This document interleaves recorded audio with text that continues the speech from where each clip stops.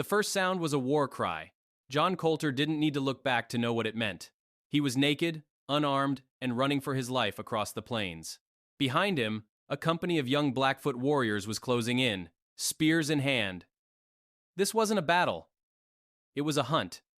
And he was the prize. How a seasoned trapper becomes human prey in a matter of minutes is a story of bad luck, bad decisions, and the cold, hard math of survival on the American frontier.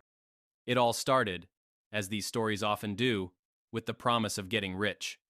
In the summer of 1808, John Coulter and his partner John Potts decided to roll the dice.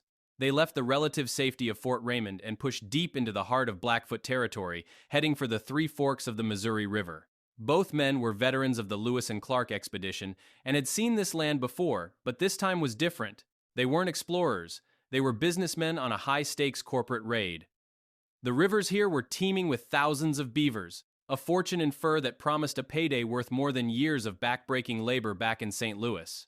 It was a prize worth risking your life for, and the risks were astronomical. Coulter himself had been wounded just weeks earlier, fighting alongside the Crow against these very same Blackfoot.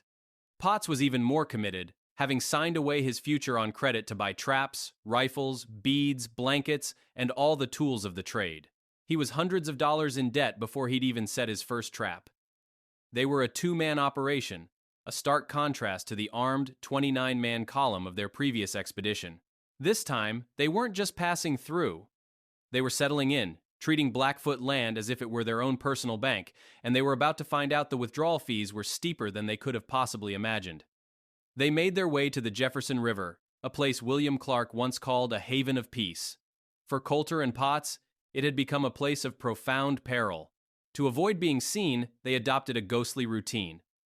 They worked in the dark, setting their beaver traps by moonlight, and checking them in the gray, pre-dawn fog. As soon as the sun rose, they would vanish, hiding themselves in the dense thickets along the riverbank, waiting for the safety of night to fall again. For days, the strategy seemed to work. They saw no signs of anyone else, no footprints, no distant campfires. But in that vast, open country, not seeing someone doesn't mean you haven't been seen. One morning, the fog hung thick and low over the water as they paddled their canoe to check their lines. The silence was broken by a sudden, heavy noise from the shore, like the trampling of a large herd of animals. Coulter, whose instincts had kept him alive for years in the wilderness, knew immediately what it was. He warned Potts it was Indians and that they needed to get out. Now. But Potts disagreed. He insisted it was just a herd of buffalo and called Coulter a coward for wanting to flee. It was a fatal miscalculation, a moment of prideful ignorance that would cost him everything. Just as the argument ended, the fog seemed to part, and the true source of the noise revealed itself. On both banks of the creek, warriors appeared. Not a small scouting party, but 500 or 600 of them, materializing from the landscape like ghosts. They were completely surrounded, cut off, and hopelessly outnumbered.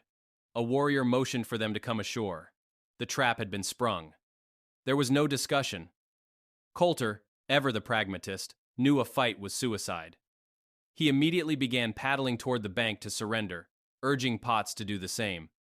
But Potts refused. He watched as Coulter was pulled from the canoe, stripped of his rifle, his clothes, his boots, everything. Seeing his partner standing naked and helpless, Potts made his choice. He declared he might as well be killed at once, rather than be robbed and stripped like Coulter had been. He would die on his own terms, in his canoe, with his dignity, or what was left of it. A Blackfoot warrior on the bank raised his bow and fired. The arrow struck Potts in the hip, and he collapsed inside the canoe. Coulter could only watch, expecting his own death to follow at any second. But Potts wasn't done. He rose back up, bleeding, and shouted to his friend, "Coulter, I am wounded!" In a final act of defiance, he leveled his rifle at the crowd on the shore, aimed at one of the men, and fired. The warrior dropped dead on the spot. The air, which had been tense with anticipation, exploded into furious violence. In an instant, the sky seemed to rain arrows.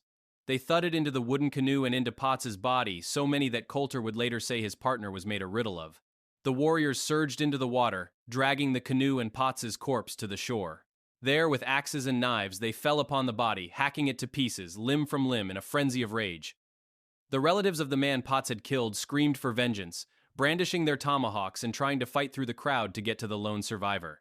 Coulter stood there, naked and alone, waiting for the blow to fall, certain that his bloody end was only seconds away. Surrounded by the mutilated remains of his partner and the enraged screams of his captors, John Coulter prepared to die. He knew what the Blackfoot were capable of, and a quick death was the best he could hope for. He preferred a bullet or a swift blow from a tomahawk to the slow, agonizing torture he was sure was coming. He watched as a few of the chiefs gathered to hold a council. Coulter couldn't understand their language, but he knew they were deciding his fate. He braced himself for the verdict, expecting a death sentence. After a few moments, one of the chiefs turned to him. He pointed a finger toward the vast, open prairie and spoke to him in the Crow language, saying simply, "Go, go away." Coulter hesitated. It had to be a trick, a cruel joke before the inevitable killing blow. He was certain they would shoot him in the back the moment he stepped away from the crowd. He started walking slowly, deliberately, not wanting to give them the satisfaction of seeing him panic. An old man nearby saw his slow pace and began gesturing wildly, impatiently urging him on, as if annoyed by the delay. Still, Coulter walked, convinced that any burst of speed would trigger the chase he knew was coming. He was buying himself seconds of life, nothing more.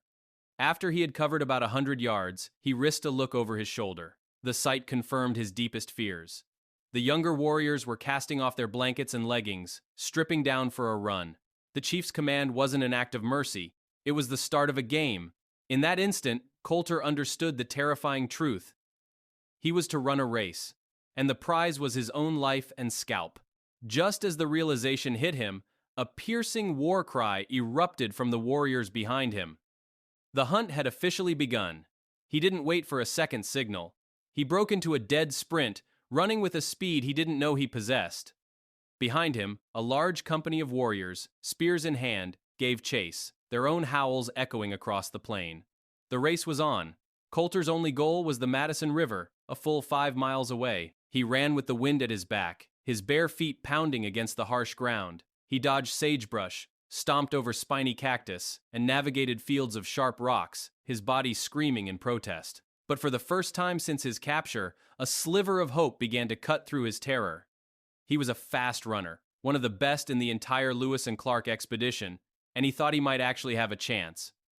Then, just as his hope began to build, his body started to betray him. Blood began gushing from his nose, covering his chest, and his legs suddenly felt as heavy as lead. With the river now in sight, he risked another glance behind him. The pack of warriors had thinned out. Only one man remained close, the fastest of them all, now just 20 yards away and closing the gap with every stride. The warrior was preparing to throw his spear. Coulter knew he couldn't outrun both the man and his weapon. In a moment of desperate inspiration, he called out in the Crow language, hoping for a moment of mercy or confusion. The warrior either didn't understand or didn't care. He just kept coming. Realizing he had only one option left, Coulter did the unthinkable. He stopped dead in his tracks, spun around to face his pursuer, and threw his arms up in a gesture of surrender. The sudden bizarre move completely caught the young warrior off guard. Shocked by Coulter's ghastly appearance, covered in blood and dirt, the warrior stumbled as he tried to plant his feet to make the killing throw. His spear, poorly thrown, jammed into the hard earth and the shaft snapped in his hand. Coulter didn't hesitate. In one fluid motion, he lunged forward, snatched the pointed, broken end of the spear from the ground, and used the warrior's own weapon to pin him to the earth. He didn't wait to see the result. He left the man there and took off running again. He knew the exact moment the other warriors reached their fallen comrade, because a horrifying, ghastly whoop rose up from behind him, but the sound didn't fill him with more fear. Instead, it fueled him with a fresh surge of adrenaline. It was as if he hadn't run a single mile. He pushed through a grove of cottonwood trees, burst through a thicket of willows, and launched himself into the freezing water of the Madison River. As he fought the current, his eyes scanned frantically for any possible hiding place. And then he saw it, an answer to a prayer he hadn't had time to make. A beaver house, its large conical structure rising 10 feet above the water's surface. He dove deep, swimming underwater until he reached the lodge's hidden entrance. He pulled himself up and out of the water, surfacing inside the dark, dry upper chamber of the structure. He was hidden.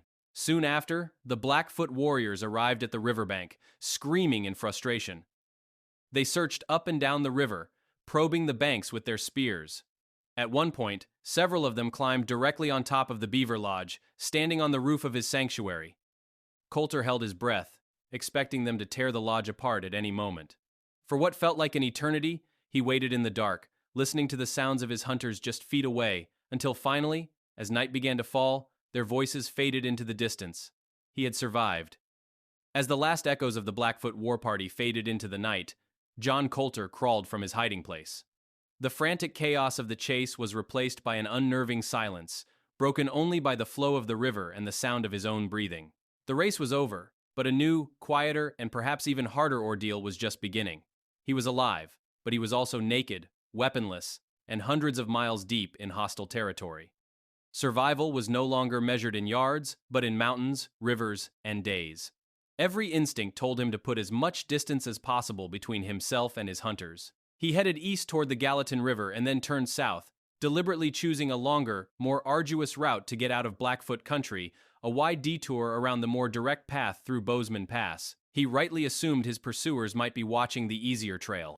His path led him directly to the formidable Gallatin Range. After swimming across a swift, icy river, he was confronted by a mountain that rose up before him like a near-perpendicular wall, its upper reaches covered in what seemed to be perpetual snow. Fearing the main pass below was an obvious ambush point, he made a staggering decision. He would go over the top. Through the night, he clawed his way up the terrifying ascent, his bare hands and feet finding purchase on rocks, shrubs, and tree branches. By morning, he had reached the summit. He spent the entire day hiding among the peaks, a solitary, naked figure in a vast, indifferent wilderness, before descending the other side under the cover of darkness. 3 or 4 days into his journey, the initial adrenaline had long since worn off, replaced by a deep, gnawing agony. His feet were a mess of blisters and embedded cactus thorns. Every step was a fresh wave of pain. The landscape he limped through was full of a cruel, taunting irony. For the past 4 years, Coulter had been a hunter, living off the fat of the land. He was now surrounded by that same bounty, herds of buffalo, deer, and elk, all grazing peacefully, completely out of reach. He was a master of the hunt, starving to death, in the middle of a banquet he couldn't touch. His only tool, the broken spearhead he had claimed from his pursuer, could not bring down a beast. So, he adapted. The hunter had to become a gatherer. He turned his spear into a plowshare, using the sharp flint point to dig into the unforgiving soil. He was no longer looking for tracks in the dirt, but for sustenance hidden beneath it. His survival now depended not on his skill with a rifle, but on his memory. He had to recall every scrap of botanical knowledge he had picked up during his travels, every plant he had seen the native peoples harvest for food. He was no longer John Coulter, the formidable mountain man. He was a desperate forager, scraping a living from the earth one painful root at a time. In his desperate state, Coulter's mind reached back to the knowledge that had been all around him during the Lewis and Clark expedition. He remembered watching the Lemhi-Shoshone women gathering kama's roots, the Salish women baking them until they were sweet, and the sheep-eater people digging for other bitter but life-sustaining plants. Most importantly, he remembered Sacagawea. He recalled watching her expertly identify and harvest wild licorice and a starchy, turnip-like root the expedition had called the white apple. This root, also known as breadroot, was a staple food for many tribes along the Missouri, and it could be eaten raw. This single, dusty memory became the key to his survival. He began to scan the ground with a new purpose, searching for the telltale leaves of the breadroot plant. When he found one, he would painstakingly dig it up with his spear point. According to the naturalist John Bradbury, who would later interview Coulter, he subsisted almost entirely on this one root. It was a meager existence, a constant, exhausting search for just enough calories to fuel the next few miles of walking. He was alive because years earlier, he had paid attention. The forgotten lessons from a young Shoshone woman were now the only thing standing between him and starvation. But the human body is not built for such an abrupt change. For years, Coulter's diet had been almost exclusively meat. This sudden switch to a menu of nothing but raw roots and the occasional berry sent his system into rebellion. He was racked with severe stomach cramps and debilitating diarrhea. The meager energy he got from the roots was drained away by sickness. Fatigue settled deep into his bones, followed by weakness, body aches, and sores that broke out across his skin. He grew visibly thinner and more exhausted with each passing day, a gaunt specter of the powerful man he had once been. He was likely covering less and less ground each day, his body slowly shutting down as he forced it onward. His journey became a blur of pain and perseverance. He followed the rivers, using them as his guide. First the Lamar and then Clark's Fork of the Yellowstone. He found ripe currents, which offered a moment of sweet relief, but the terrain remained his enemy. The riverbeds were filled with coarse, round stones that were torture on his already mangled feet. When he tried to walk along the banks, he found no relief, only more rocks, sheer cliffs, and jagged boulders. Finally, after 9 or 10 days of this slow-motion agony, a familiar landmark appeared in the distance. Pompey's Pillar, the massive rock formation where William Clark had carved his name 2 years earlier. For a moment, hope surged. Here, he might find other trappers, a sign of his own people. But the landscape was empty. There was no one. He still had 25 miles to go, and he would have to do it alone. For 11 days, he had walked day and night, stopping only for the most necessary rest, forcing down roots and bark to stay alive. Finally, he stumbled through the gates of Fort Raymond. He was, by all accounts, nearly exhausted by hunger, fatigue, and excitement. The men at the post stared at the creature that had emerged from the wilderness. His beard was long and matted. His face and body were skeletal and emaciated, and his limbs were swollen and covered in sores. He was completely unrecognizable. It was only when this wild man spoke, his voice raspy and thin, that they realized who he was. John Coulter had come back from the dead. In his hand, he clutched the one thing he had carried with him through the entire ordeal, the broken point of the Blackfoot spear, a trophy from a race he was never meant to survive. When John Coulter stumbled back into Fort Raymond, carrying his broken spearhead like a sacred relic, his personal ordeal was over. But the life of his story was just beginning. He had survived the Blackfoot, the mountains, and starvation. But now his tale would have to survive the telling, a journey that would prove just as transformative and unpredictable as his trek across the wilderness. The man recovered, but the legend was about to be set loose upon the world, and it would grow far larger than the man himself. Like a ghost, the story began to drift down the Missouri River, passed from one person to the next, each telling adding a new layer of awe and disbelief. The first people to write it down weren't even there. In the fall of 1809, a year after Coulter's escape, an ambitious trapper named Thomas James and a physician named William H. Thomas were on their own difficult journey up the Missouri. After 4 months of fighting the current, they arrived at Fort Mandan in modern-day North Dakota. It was there they were warned about the hostile Blackfoot Nation. As proof, they were told the incredible story of a man named Coulter, a veteran of the Lewis and Clark expedition who had survived a run-in with them. Thomas was so captivated that he wrote it down. His 225-word summary, published in a St. Louis newspaper late that year, was the first official birth announcement of the legend. It ensured that John Coulter would become the only member of America's most famous expedition to be better known for his adventures. After it was over. In May of 1810, after 6 long years in the wilderness, John Coulter finally returned to civilization in St. Louis. As luck would have it, a visiting English naturalist named John Bradbury was there to greet him. Bradbury, fascinated by all things from the American West, sat down with Coulter and got the story straight from the source. He wrote a detailed, compelling account of Coulter's run, which was finally published in 1817. Bradbury's narrative was the raw material, the field notes of a miracle, but it took a literary superstar to turn those notes into a national myth. That superstar was Washington Irving. In 1836, Irving, one of the most famous American authors of his time, was writing Astoria, his epic history of the fur trade. He borrowed heavily from Bradbury's account, polishing the narrative, heightening the drama, and inserting it into his best-selling book. Irving's masterful storytelling effectively launched the Coulter legend into the stratosphere. Coulter was no longer just a tough mountain man who got lucky. He was now a figure of American folklore, a character in the grand, romantic drama of the West. His run was no longer just a story told around a campfire, it was scripture. With the legend firmly established, a new question arose, one that would frustrate historians for the next 2 centuries. Who exactly was John Coulter? An army of researchers, from professional academics to amateur genealogists, took up the chase. They dug through birth records, marriage licenses, military muster rolls, and property deeds, searching for any trace of the man before he joined the Corps of Discovery. And what they found, after decades of searching, can be summarized in a single word: nothing. There was no paper trail, no childhood history, no family records. The historical record of John Coulter's life begins abruptly on the 30th of December, 1803. On that day, William Clark made a simple entry in his journal. Coulter kill a deer and a turkey. That's it. That is the first documented moment of his existence. Before that, he is a ghost. A man without a past, without a hometown, without a family. He simply appears in the historical record fully formed, a skilled hunter ready to walk into the wilderness and, eventually, into American mythology. This vacuum proved too tempting for some, who decided that if a history for John Coulter didn't exist, one would have to be invented. The first person to step in with a compelling, if completely fabricated, backstory was a writer named Eva Emery Dye. A historian and passionate women's suffragist, Dye published The Conquest, The True Story of Lewis and Clark, in 1902. Her approach to history was less about dusty facts and more about poetic epics.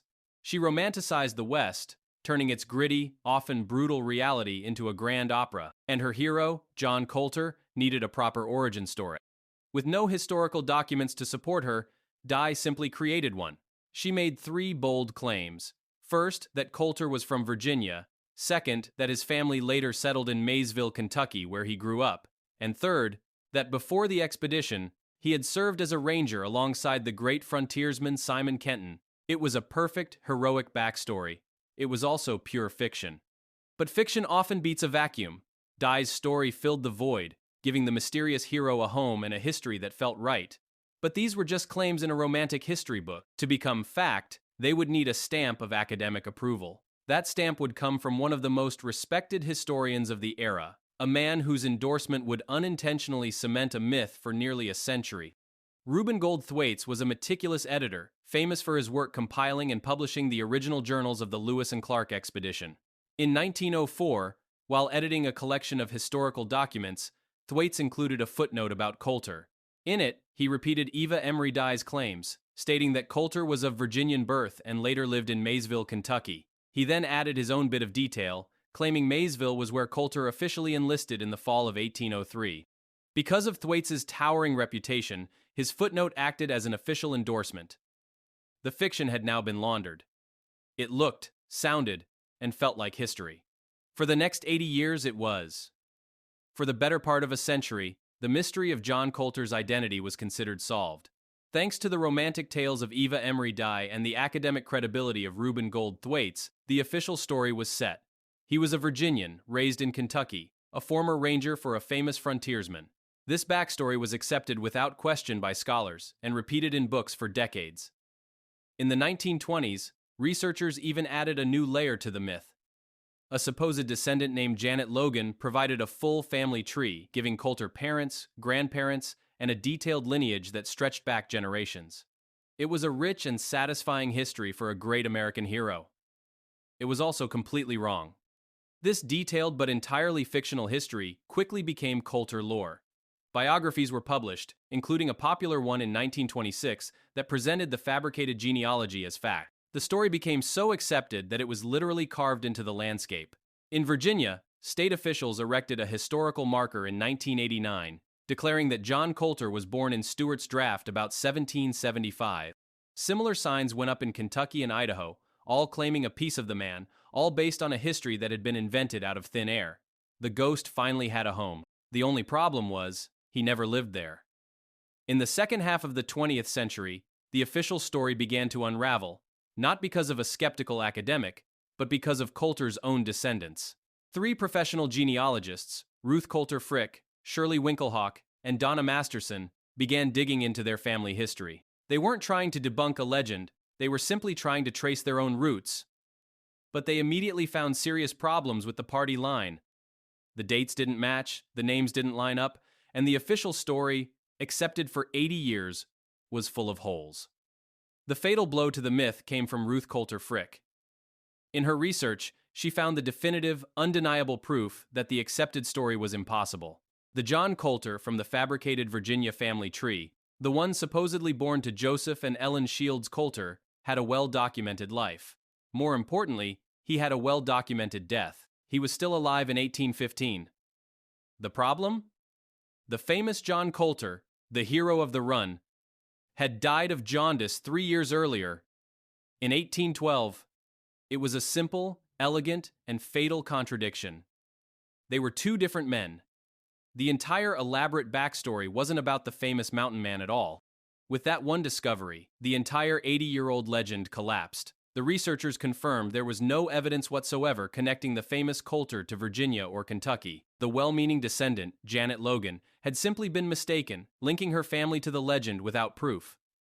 The historical markers, sanctioned by state governments, were monuments to a myth. After all the books, the biographies, and the roadside plaques, historians were forced to conclude that they knew just as much about Coulter's origins as they did in 1900. Nothing. We are left back where we started, with a ghost. A man defined not by his origins, but by his actions. We still don't know where he was born, or who his parents were. The only reliable information we have about his background comes from the journals of Lewis and Clark, who noted his incredible skills as a hunter and his resilience as a young man. He walked out of the wilderness in 1803, a man with no past. He survived an ordeal that should have killed him, creating a legend that outgrew him. And in the end, after a century of being given a history he never had, he has once again vanished, leaving behind only his story. A broken spearhead and a mystery. John Coulter survived his impossible escape, only to have his true identity erased by his own legend. He outran the Blackfoot, but he couldn't outrun the storytellers. It's a reminder that history isn't just what happened, but whose version survives the chase. If you think this story was wild, subscribe for more history that bites back.